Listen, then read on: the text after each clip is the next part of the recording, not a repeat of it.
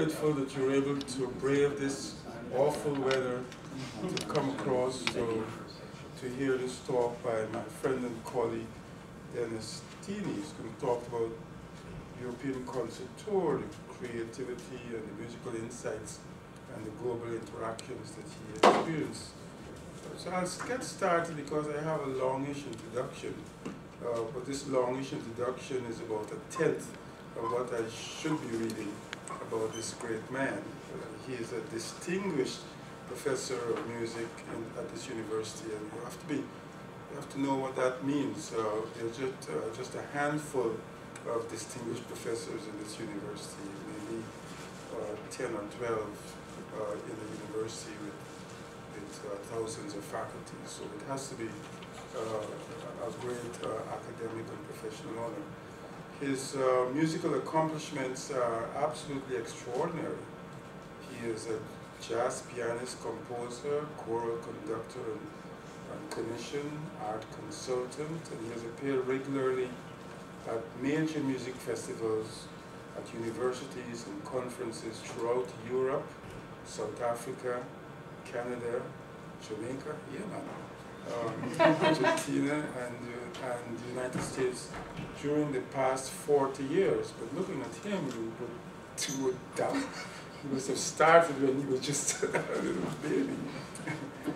Professor Tini is a recipient of numerous national, state, university, and international awards for excellence in music performance, teaching, leadership, and service. He has served on the National Endowment for the Arts Music Review Panel, the United States Information Agency, International Arts American Evaluation Committee, is a former past president of the International Association of Jazz Educators, and is founder of IAJE, International Music Relief Efforts for South Africa. Listen to this list of people that he has appeared with: Larry Nazero, Chris Collins, the Detroit Symphony Orchestra, the Dennis Tini Trio Quartet, April Arabian Tini, Buddy Rich, John Faddis, Don Ellis, J.C. Hurd, Marvin Stamm, Matt Michaels, Bunky Green, among others. He has conducted orchestras for Hollywood movies, composed music for documentaries and commercials, and performed as musical director for national corporate musical productions. He has conducted and appeared as piano soloist with the Wayne State University Jazz Lab Band, musical vocal jazz ensemble, jazz tet, and the concert chorale in numerous concert tours throughout Europe. He's also an outstanding and innovative administrator in his department. He is co-founder of the Wayne State University Jazz Studies Program, director of the Wayne State University Jazz Tet, and conductor emeritus of Wayne State University's Choral Union. He has served as chairman of the Wayne State University's Music Department from 1992 through 2005. He served as director of the Jazz Studies Program from 1978 to 1988, co-director of Jazz Studies from 1988 to 2005, and as director of the choral activities from 1988 to 2005, and he's currently area coordinator for the music business and music technology programs. In this abbreviated bio, you should glean that he is an extraordinary musician. That is why the Humanity Center is deeply, deeply honored to have him participate in our programs. This is actually the fourth time Professor Tini has so honored us. I might have gotten the years wrong, but the previous titles of his talks were Dennis Tini, The Man and His Music, which I think was in 2010, the Brain in Music and Martial Arts, which I think was in 2011, The Music Worlds of Dennis Tini, which I think was in 2003. He's also been gracious enough to allow me to call him friend. So, please welcome to the podium my friend and colleague, Professor Dennis Tini.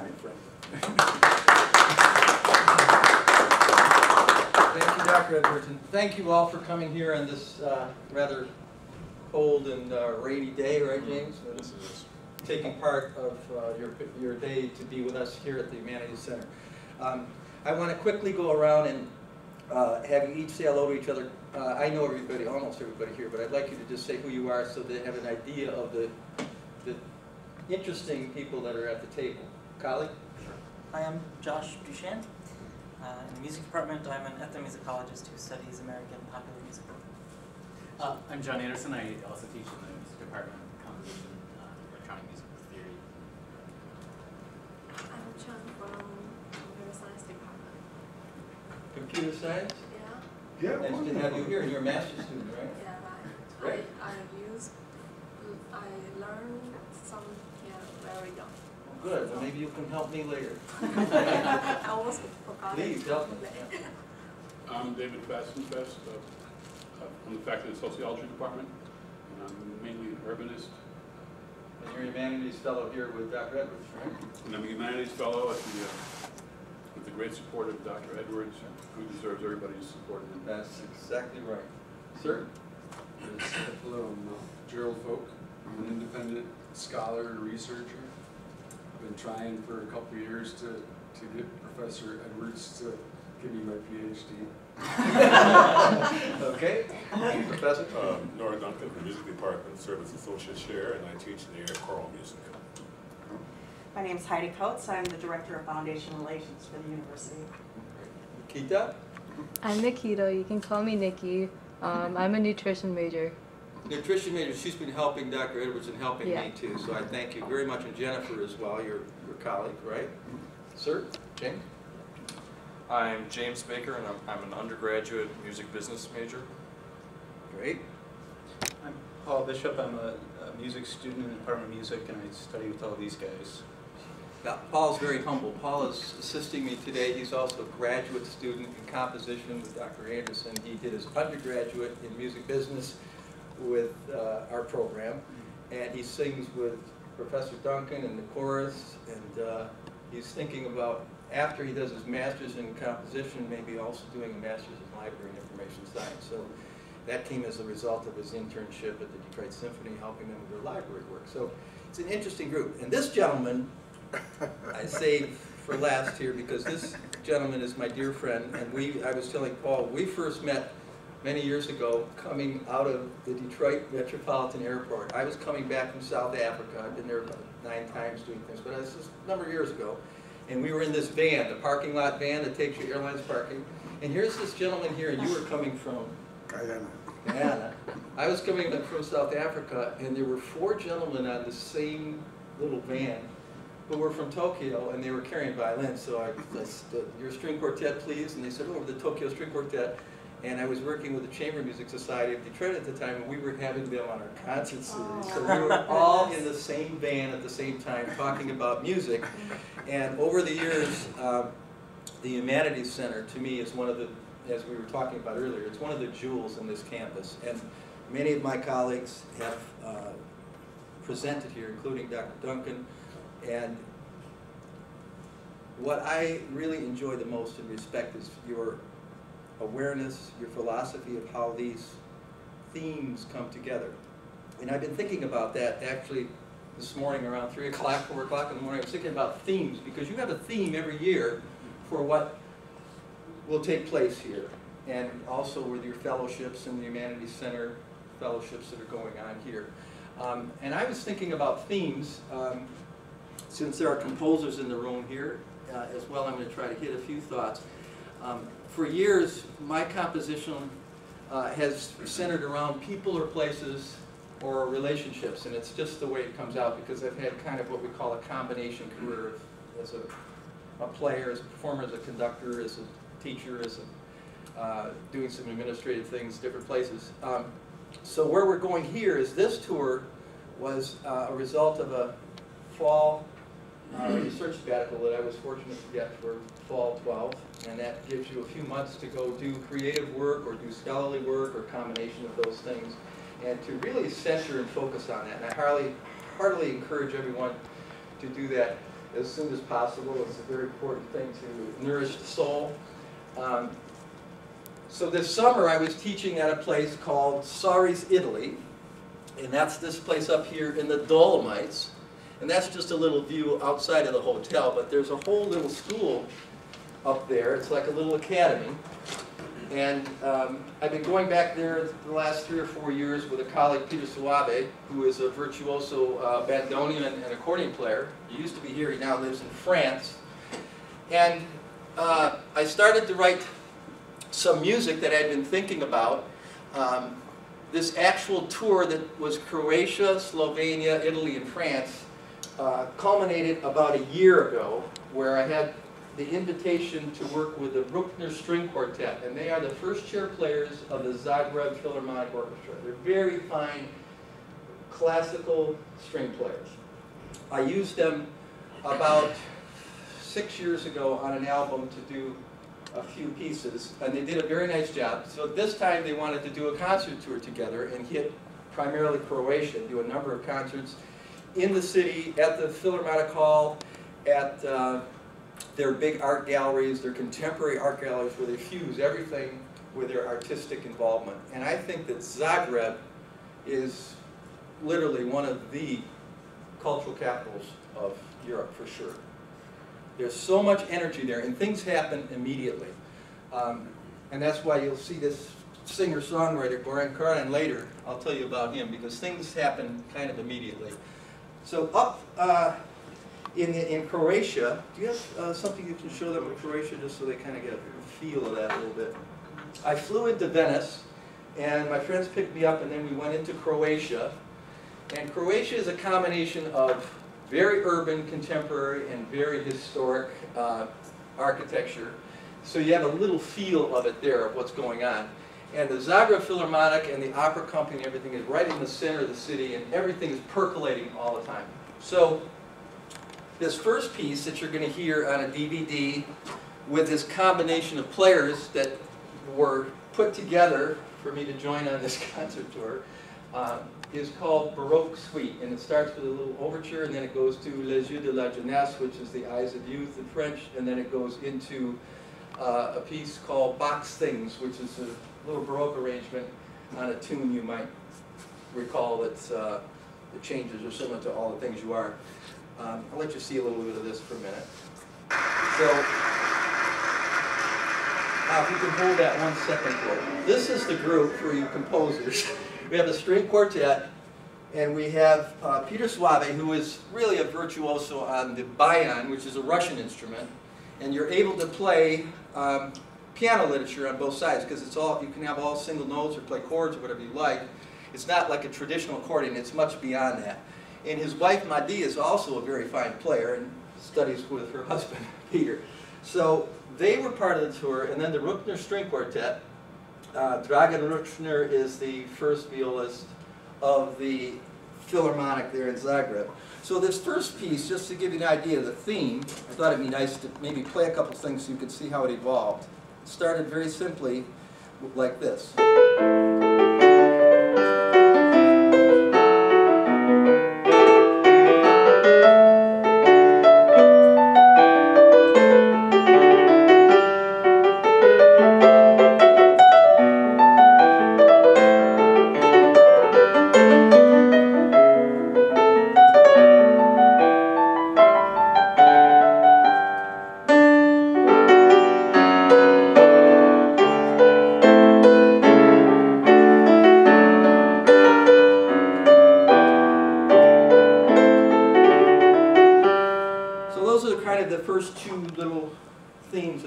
And I'm going to ask Paul, if you would, to just show you where this went with the string arrangement that my colleague John Catalanic down in Florida had done, and he's Croatian American, by the way, so there's a connection.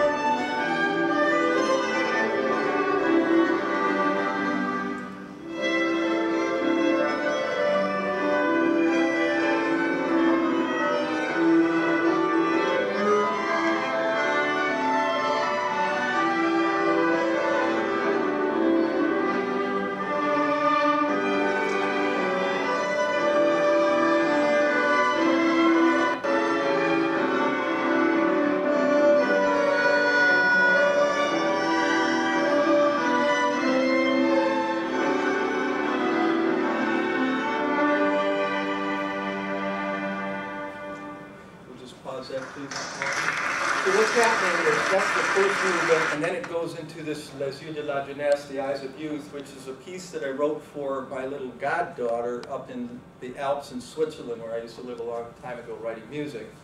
And it's called The Eyes of Youth. And then my colleague, Matt Michaels, I think most of you may know him. He passed November 2nd, 2011. He was a professor in the music department and director of jazz studies. Great pianist and arranger. He had written 2 arrangements for me just before he died. Unfortunately, I couldn't get them performed. The plan was he was going to be with us. So last March 25th, 2012, very talented colleague, Russ Miller from the music department, and I did a concert together of Matt Michaels' music. So this is the second movement, which was also played by the string quartet. This is Russ Miller in saxophone, with our Wayne State student strings and Kipros Marco leading the first violins. Bring that forward.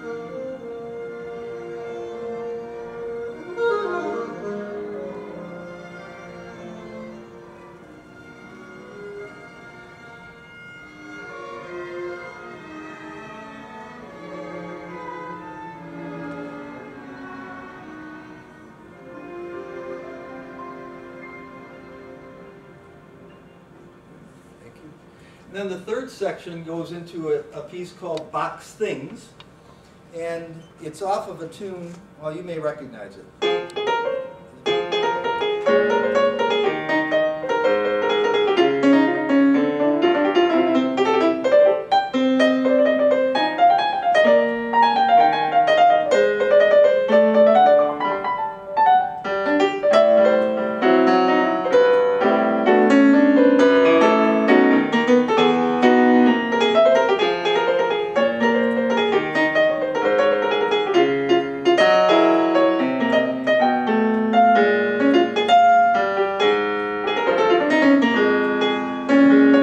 Sound familiar to anybody at all? Maybe this tune?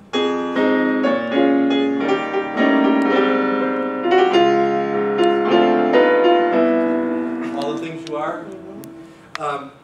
So Matt did an arrangement on this. It might be interesting. Why don't you play the beginning of what Professor Miller and I did with our Wayne State small string group of 10 strings.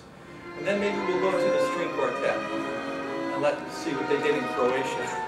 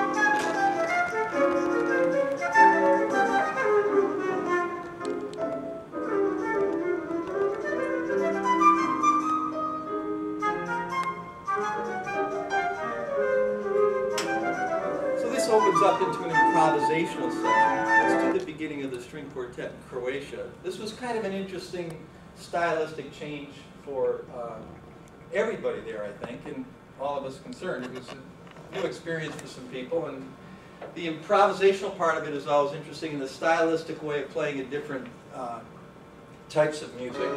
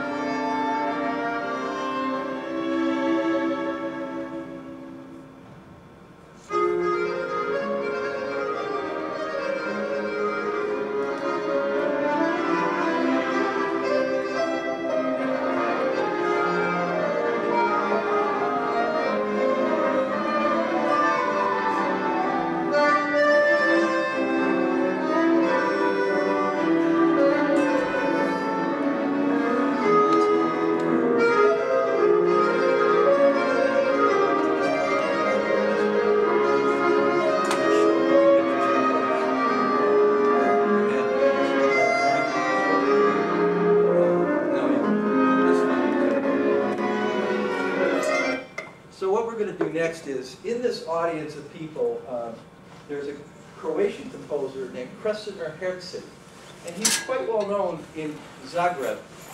And I met him in Italy last summer, in I guess it was August, and he said, I have a piece of music I'm writing for you, it's called Blues for Dennis. It's my first name. I said, well great, that's really nice. So he sent me this piece, which I received when I got back to the States. And I said, okay, let's see what this is about. It was for string quartet and piano. So after I went through it for a minute, I said, you know what? I'm going to write a blues for Krešimir. So I wrote a piece for him in our cultural exchange, because part of the theme that I'm getting at here is, first of all, it's global, because I've been very fortunate. I've probably been at Wayne State, in addition to playing on the road and other professional things. I've been at Wayne, I think, for 40 years teaching. So it's been a pleasure and an honor to be here. And I've had the good opportunity to do a lot of global interaction and South America and South Africa and in Europe. And I feel that the beautiful thing about Detroit and Wayne State, one of the things, is that we have this global urban community, and people know about the metropolitan Detroit area. They know about the musicians and the players and the composers and the arrangers and the artists and the dancers and the theater people that come from this area. So Detroit has a very, very strong artistic reputation over there. And I see some similarities with Zagreb, because they're very urban, but they're also very historic in their own way. So there's a lot of energy that happens, and I'll show you in a minute what happens with a singer-songwriter I pointed out earlier. So this next piece is just a little bit of what he wrote for me, and it's string quartet and piano, and it's called Blues for Dennis, and the composer is Kreshner Herzig. And I have all of this on that little handout if you want to see their names or anything. Blues for Dennis. Oh, this one's Blues for Kreshner. Sorry.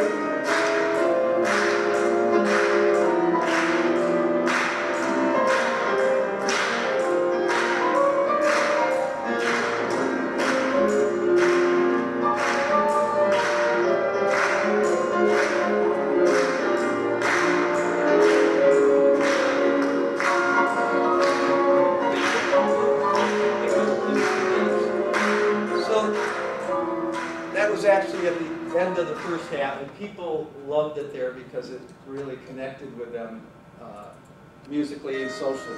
The piece I wrote for him was called Blues for Kreshner, and Russ Miller did the string arrangement on this from our Wayne State faculty. Paula? Yeah. Bring it up.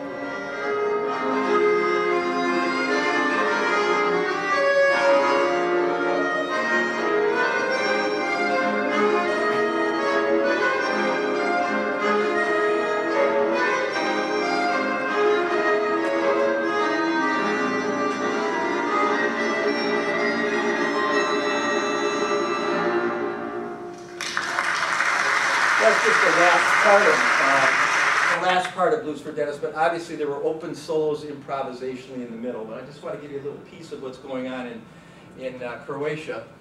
So during this visit, let's go to Zaboravi, please. During this visit, we went back, we were playing concerts every day in different parts of Croatia, with several right in Zagreb proper at the main symphony halls and artistic galleries.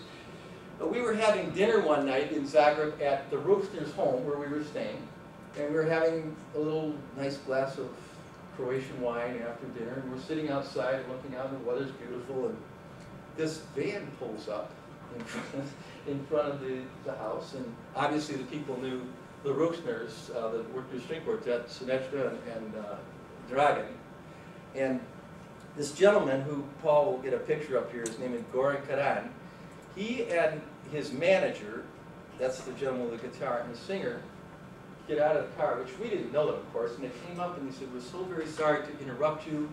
We apologize, but may we talk to you for a minute?" And we were just kind of swamped. We said, "Well, of course, you know, so have a glass of wine," right? So we're talking, and he said, "This may be rude, but we heard that you and Peter Swiggy are here in Zagreb, and we have a recording session going on right now for our album." And he's he's the biggest singer-songwriter in Croatia. He does a lot of stuff in Africa and different places, and he helps a lot of people. He gets stadiums full of people. He's that kind of a draw. He'll get 50,000 people that come just to hear his music. And we didn't know it at all, which is fine. But the Roosners knew him because he called to see if he could come over. He says, is there any chance that the two of you will come over and at least listen to the tracks and see if you could play in the session? And we said, well, when did you want to do that? He said, right now. You know? So this is what I'm talking about, the spontaneity in Zagreb. And this is how stuff happens there. It can happen like the next day. People will say like, well, are you available to go to Slatina to play a concert there at the concert hall? And we'll say, well, no, we're booked, but well, how about 2 days later? Then we'll book the next. And they make stuff happen, even though you have a schedule already booked. They'll say, well, what about an afternoon performance? And we'll do something. So we went over there, and he put the tracks on, and it was a fully orchestrated piece of music, a pop piece. He's the singer. He had a backup singer. They were very good singers, by the way. He wrote the music. And we got to the studio, and the orchestrator was there, the arranger was there, the engineers were all waiting. This was kind of interesting because, just the way it happens spontaneously. So they asked Peter, well, can you put some bandoneon over the top of this thing, like accordion bandoneon lines, way up on top, like a piccolo flute line up on top. And they said, will you please listen to us, to what's going on, and whatever you hear, if there are any thoughts or suggestions, or if there's something you can play on it. And I said, well, I listened to it and I said, well, it's a very fully orchestrated track. I mean, there's strings, there's percussion, there's rhythm section, there's extra percussion, there's background vocals, there's not much room to breathe. And we were talking, sir, before about having space and having rests, and show them what you did with your fingers before. Oh, no. No, please, go ahead. One figure, you said, what's this? What's this? What? What's this? And he said, no, this is 11 with space in between. And I said, understood. Because we were talking about space in music and rest and how important they are. So there was not a rest, and Dr. Anderson, you'll understand this because and Dr. Duncan, there were no rests. It was full. So I listened to it, and Peter put his line up, and we were still listening, and he said, is there anything that you hear? I said, what I hear playing on this as a pianist would be turning the rhythm section around totally. I'm hearing more of a Latin thing coming out of a Brazilian thing that will change the bass guitar and the percussion parts. And you're already fully orchestrated, and it's actually works what you have. He said, no, would you please play it? So I said, okay, yeah, fine, of course. Where's the piano? And I'm looking for the grand piano in the recording studio. And he goes, oh no, I'm sorry, we did everything on this little digital keyboard. I said, excuse me? And they said, yeah, everything, you have to play on this. Now, I brought an 88-note weighted key Kawai for our little presentation today because I wanted to have a reasonable piano versus like a little 61-note or 76-note toy, This thing was smaller. I think it was 61 notes, maybe. And I said, do you have a sustain pedal? He said, I think I can find one. I said, where's the grand piano? Well, we're not using that out here. So I said, well, what do you want me to do? Well, can you play the parts on here? So I had this little toy, right? I said, okay. But this is Zagreb now. This is how stuff happens. And the ranger's sitting there, and I said, well, you did a good job, and it's good at what you did. But this is going to turn it around. He said, well, please, please, please, please. So here's what ended up happening. And he sent me this a month later when I got back. They turned the whole thing around, and they made it this from what it was in kind of a Croatian pop tune to this. We'll hear a change, I think.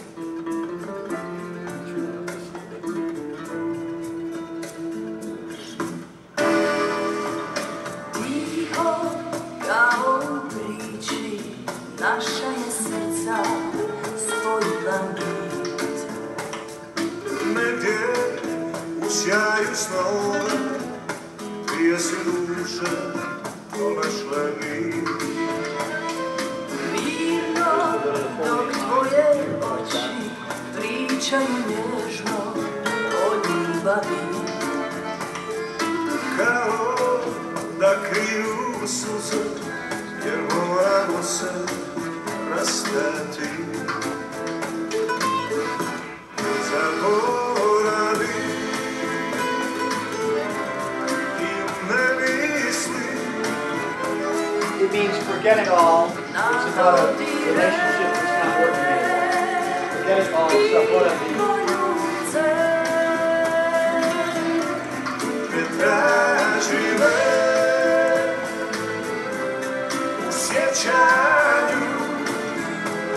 as they were going along, he was talking about the emotion of the music and the feeling that he was trying to get about making people no longer need them, though they had some deep relationship. So at one point, they became very involved in talking about the lyrics. And they said, we need a piano solo or something that will give us some intensity to this one, to this spot, because it fit with the Croatian words. You probably hear something.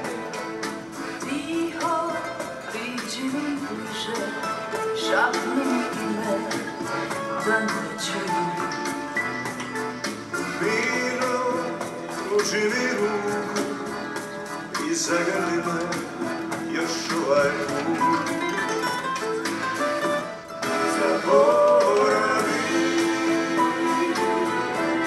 I ne mislim na dodire I poljubce.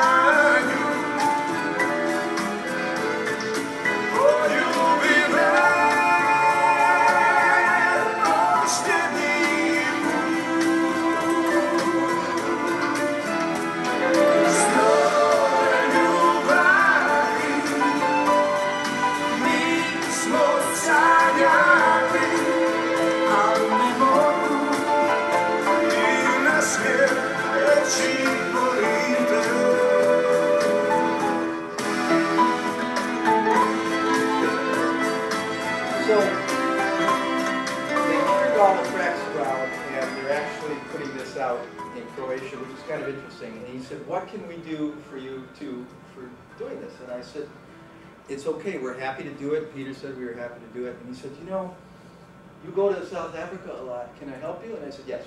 So he wants to come to South Africa when I go back and offer his services as a singer-songwriter. And he's actually very good. I mean, they have good voices, he writes good tunes. He's got about, I don't know, 10 albums out already, and a lot of them are million sellers. But he's a nice guy, and they were very respectful. When we left there, we went to Slovenia. Any of you know about the hidden paradise of Slovenia? Where it is? Yeah. Between Italy and Croatia. And it is a hidden paradise. I think if you want to ever take a wonderful trip, they call it the land of 1,000 lakes. Beautiful mountains, that's kind of the scene. And a lot of the places that we have gone and played, literally, are out into the mountain areas and where they have these communities. And you come across, I can't even read this from here, but literally I think you're coming across Italy here, and you're coming into Croatia over here, and then you're going over to France over there, which is primarily where this tour was at this time. So Slovenia, we played the National Truffles Jazz Festival. Truffles are like, you know, they find them in the ground, and have dogs that find them. And, pigs. Sorry? Pigs find them. Yeah. Well, pigs do too. In Italy, dogs do. Yeah, it's an interesting thing. But they have white and black truffles, and they scrape them, they put them on your pasta, and it's a very expensive dish over there. Well, they have a jazz festival, so we ended up playing the jazz festival there. And then we went into Italy. And I want to show you how things happen here. This is up in the Alps. Can you show them? Yeah, this is Soris, Italy, and the Dolomites. The Dolomites is a beautiful mountain range and little town that's very similar to Soris, Italy. It's up near Austria, north of Venice. And one of my passions is running up in the Alps and in the Dolomites, wherever I might be, if it's in Switzerland or Italy. In this case, it's in the Dolomites up near Austria in Italy. And I work out and I do my martial arts and my running, but then I teach all day and do concerts at night. It's a beautiful, beautiful area. So there is this young man, his name is Mattia Singolini. This is what happens kind of in the interesting part of Europe. A producer will get an idea who's in Venice, and he'll say, I want to put a concert together with Mattia Singolini, who is a 23-year-old Wunderkind jazz saxophone player, and he's very good. He's classically studied, he plays Stockhausen, he plays all the saxophone materials, but he's a jazz saxophone player, that's what he wants to do. And he's very interesting, he's 23 years old. And they teamed him up with the old guy, me, up in the middle.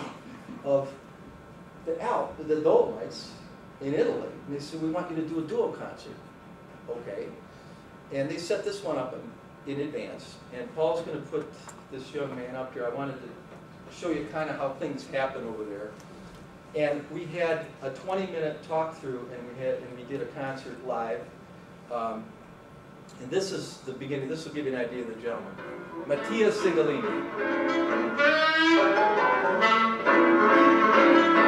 It's a tune called Lester Leaps In by Lester Gordon. Jazz tune.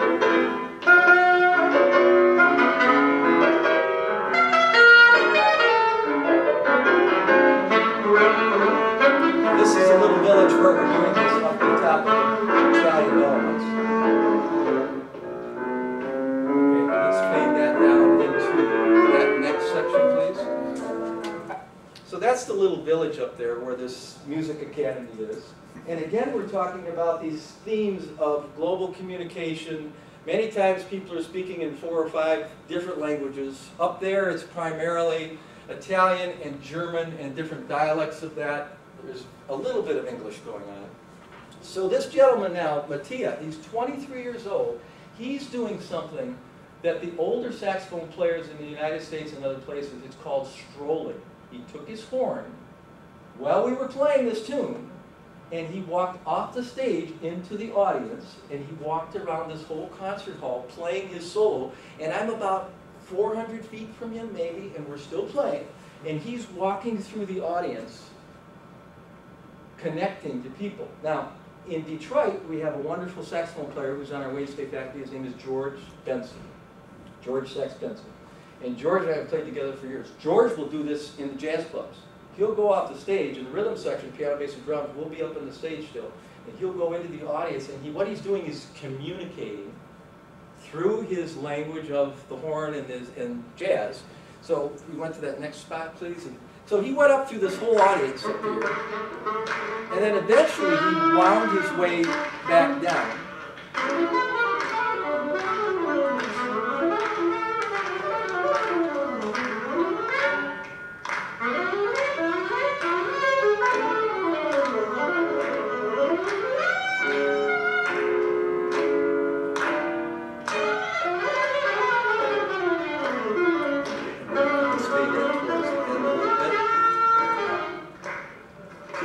Forward a little bit here. Lester leaps in, we're going to leap out and just move forward. Are there any questions so far, any thoughts that you want to share so far before we go to a couple other things? Is everything kind of making sense to you? This is transpiring over a period of, basically, this part of the tour was all of October. After this, we went down into the recording studios near Venice.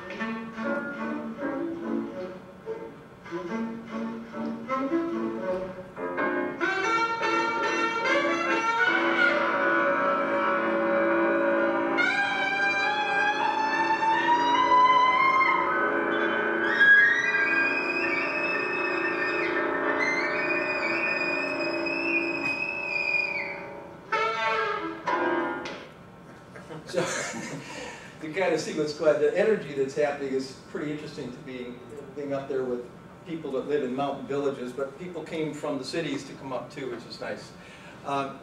When we left there, Peter Suavi and I went down into Venice and we did some recordings of pieces.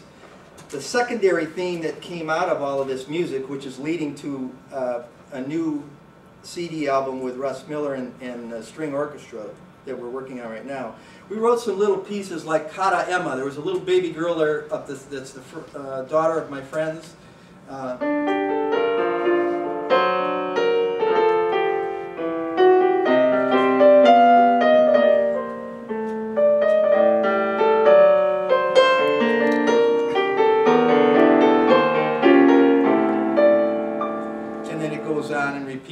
there was another piece that came about because of this little girl that was called Beautiful Child, Bella Bambina, or Belle Enfant in French. It becomes...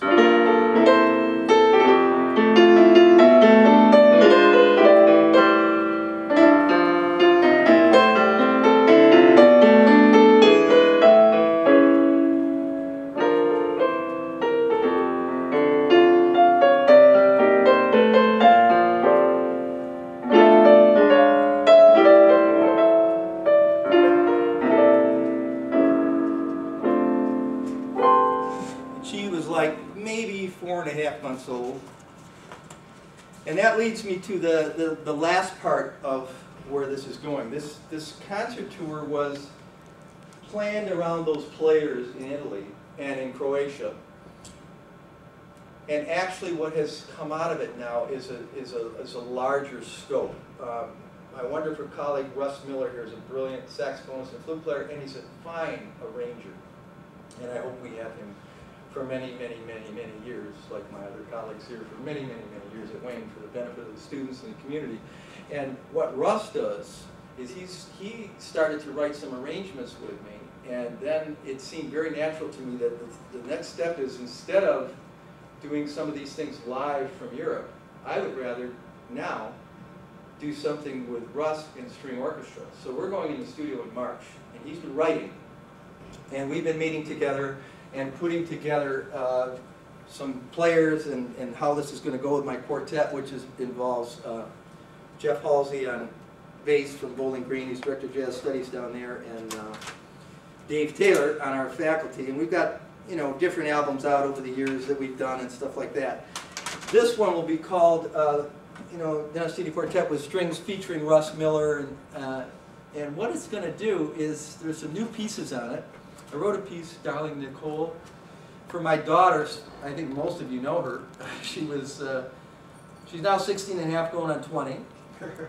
And it's called Darling Daughter Nicole, and the piece evolves. It kind of moves by thirds and in different harmonic relationships, but it never totally resolves.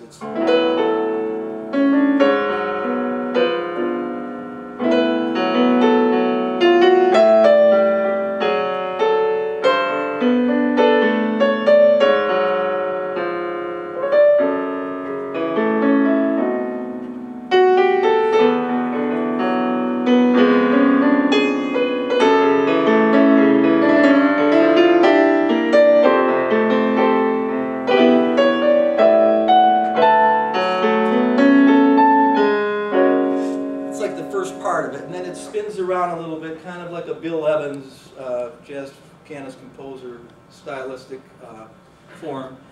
Russ wrote an arrangement that we're going to do in the studio in about a month, and this is a synth version of it, so you can kind of hear where it goes with the strings.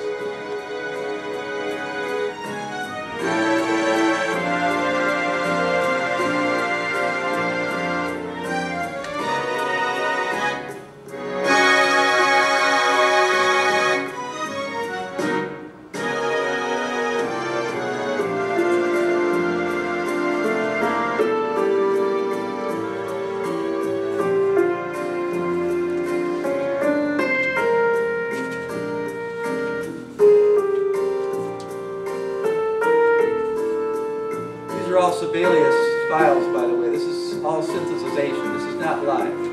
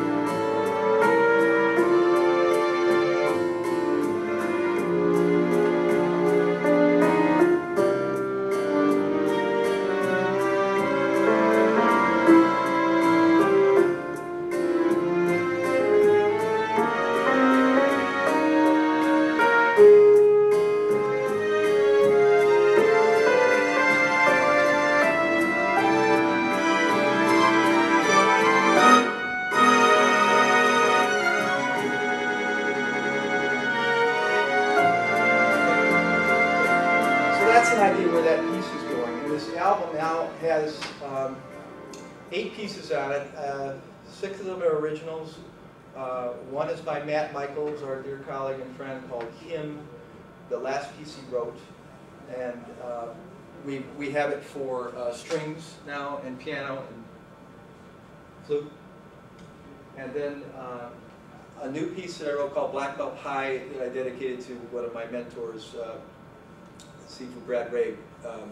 We did a lot of years of Kempo karate and different Muay Thai and Wing Chun and all these different forms of karate and martial arts, and then we went into the Filipino martial arts now, which are pretty interesting because a lot of these, I tell you, you're my friends here, but a lot of these people that I work with are pretty experienced, well, they're special ops and Marine Commandos and stuff like that. So we work together on martial arts.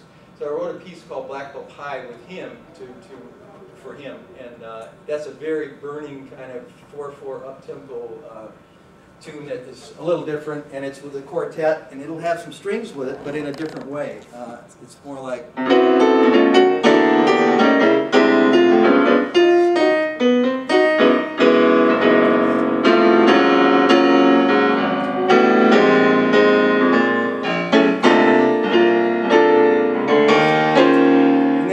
up into all sorts of improvisational things with the quartet. So where the album is going is we're putting a string orchestra together with piano, bass, drums, and if Russ will play alto and flute.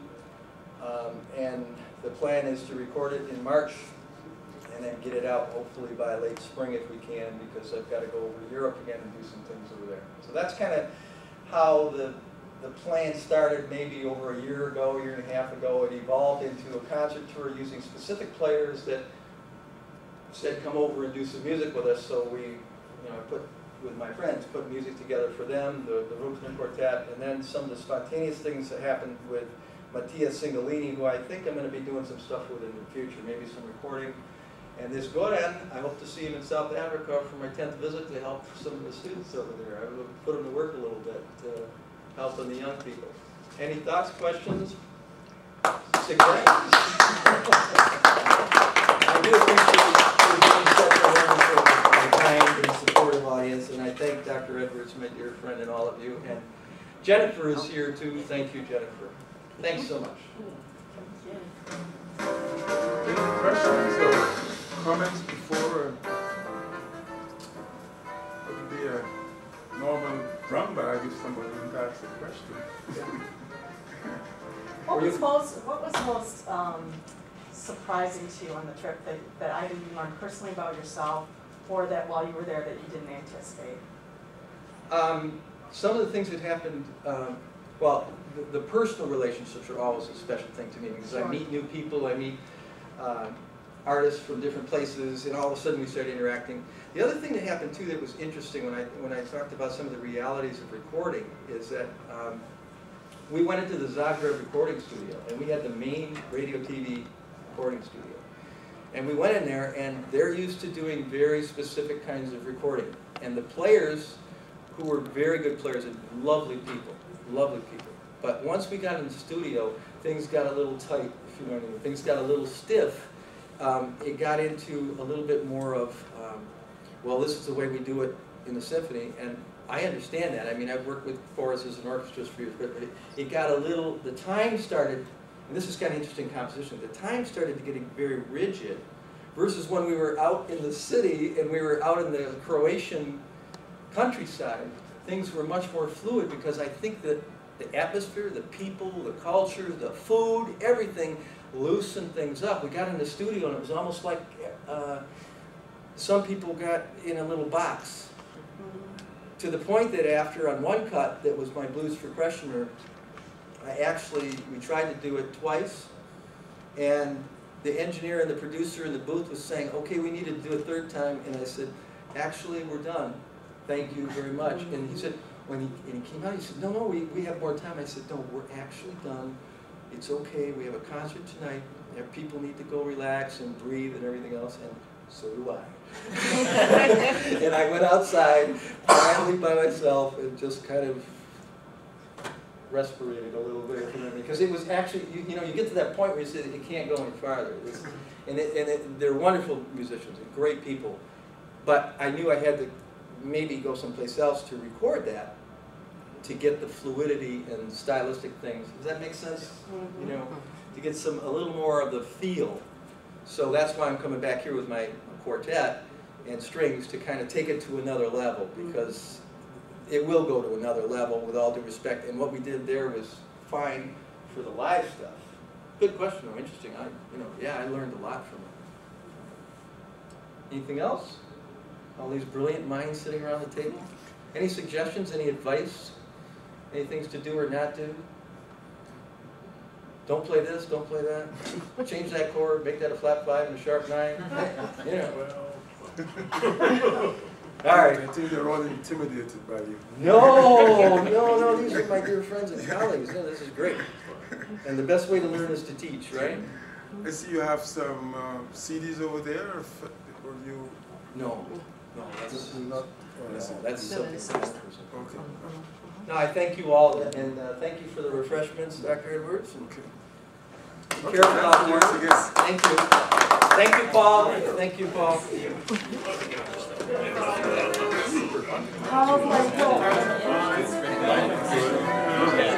Oh, yeah. You do.